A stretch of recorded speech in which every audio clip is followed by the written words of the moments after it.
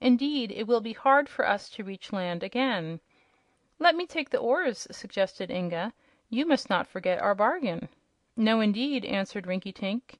"If you can row us to Regos, or to any other place, I will go with you without protest."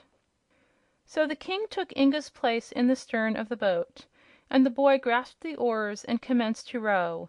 And now, to the great wonder of Rinkitink and even to Inga's surprise, the oars became light as feathers as soon as the prince took hold of them. In an instant the boat began to glide rapidly through the water, and seeing this, the boy turned its prow toward the north.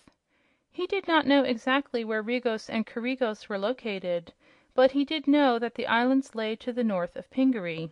So he decided to trust to luck and the guidance of the pearls to carry him to them. Gradually the island of Pingaree became smaller to their view as the boat sped onward, until at the end of an hour they had lost sight of it altogether and were wholly surrounded by the purple waters of the Nonestic Ocean. Prince Inga did not tire from the labor of rowing. Indeed, it seemed to him no labor at all. Once he stopped long enough to place the poles of the canopy in the holes that had been made for them in the edges of the boat, and to spread the canopy of silver over the poles, for Rinkitink had complained of the sun's heat. But the canopy shut out the hot rays and rendered the interior of the boat cool and pleasant. "This is a glorious ride!" cried Rinkitink as he lay back in the shade. "I find it a decided relief to be away from that dismal island of Pingaree." "It may be a relief for a short time," said Bilbil, "but you are going to the land of your enemies, who will probably stick your fat body full of spears and arrows." "Oh, I hope not!" exclaimed Inga, distressed at the thought. "Never mind," said the king calmly. "A man can die but once, you know, and when the enemy kills me I shall beg him to kill Bilbil also, that we may remain together in death as in life." "They may be cannibals, in which case they will roast and eat us," suggested Bilbil, who wished to terrify his master.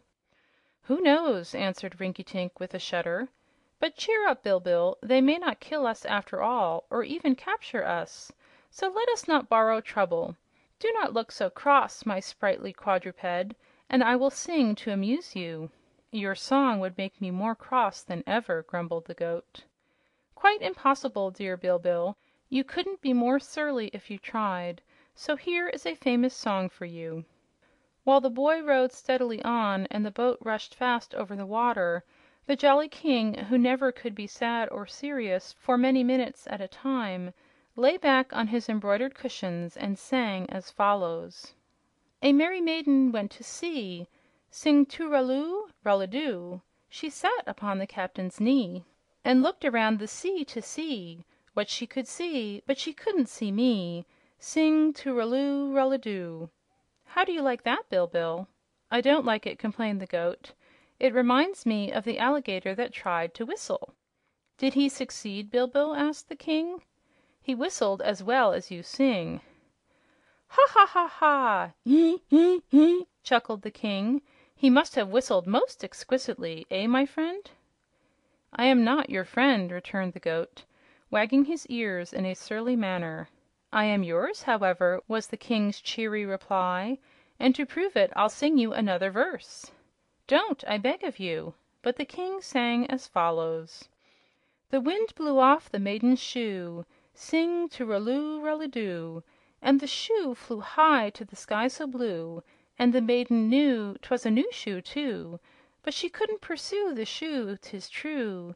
Sing too-ral-oo, roll-a-doo." Isn't that sweet, my pretty goat?"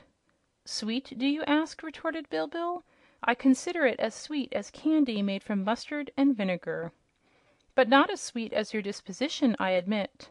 "Ah, Bilbil, your temper would put honey itself to shame." "Do not quarrel, I beg of you," pleaded Inga. "Are we not sad enough already?"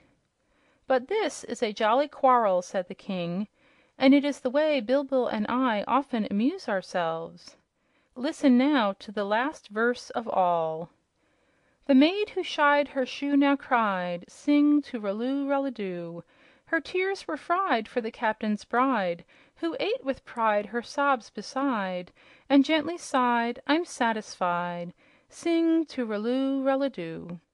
"Worse and worse," grumbled Bilbil with much scorn. "I am glad that is the last verse, for another of the same kind might cause me to faint." "I fear you have no ear for music," said the King. "I have heard no music as yet," declared the goat. "You must have a strong imagination, King Rinkitink, if you consider your songs music." "Do you remember the story of the bear that hired out for a nursemaid?" "I do not recall it just now," said Rinkitink, with a wink at Inga. "Well, the bear tried to sing a lullaby to put the baby to sleep." "And then?" said the King. "The bear was highly pleased with its own voice, but the baby was nearly frightened to death." "Ha ha ha ha! Hoo hoo hoo! You are a merry rogue, Bilbil," laughed the King. "A merry rogue in spite of your gloomy features. However, if I have not amused you, I have at least pleased myself, for I am exceedingly fond of a good song. So let us say no more about it." All this time the boy prince was rowing the boat. He was not in the least tired, for the oars he held seemed to move of their own accord. He paid little heed to the conversation of Rinkitink and the goat, but busied his thoughts with plans of what he should do when he reached the islands of Regos and Coregos and confronted his enemies. When the others finally became silent, Inga inquired, "Can you fight, King Rinkitink?" "I have never tried," was the answer. "In time of danger I have found it much easier to run away than to face the foe." "But could you fight?" asked the boy. "I might try if there was no chance to escape by running. Have you a proper weapon for me to fight with?" "I have no weapon at all," confessed Inga. "Then let us use argument and persuasion instead of fighting. For instance, if we could persuade the warriors of Regos to lie down and let me step on them, they would be crushed with ease." Prince Inga had expected little support from the king, so he was not discouraged by this answer. After all, he reflected, a conquest by battle would be out of the question, yet the White Pearl would not have advised him to go to Regos and Coregos had the mission been a hopeless one. It seemed to him, on further reflection, that he must rely upon circumstances to determine his actions when he reached the islands of the barbarians. By this time Inga felt perfect confidence in the magic pearls.